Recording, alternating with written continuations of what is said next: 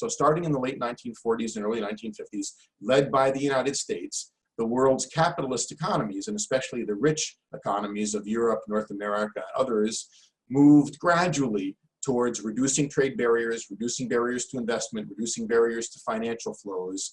That was a gradual movement until the 70s and 80s, and it picked up speed in the 80s. In the 80s, you had much more rapid opening of international economic transactions, and by the 1990s, we'd reached that second era of globalization.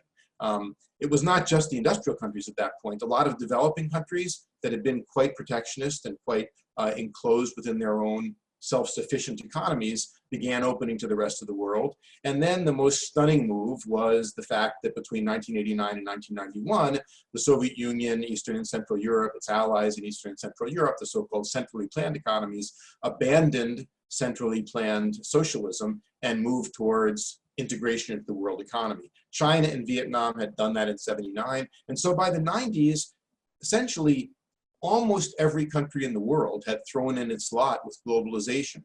That was the high point of globalization, the era of great euphoria about globalization. In a sense, the Cold War was over, the West had won, and the West's commitment to international economic integration was unchallenged. And that went on for about 20 years. And starting around 2008, 2009, with the great financial crisis that really brought an end to a period of relatively rapid growth, people started calling globalization into question.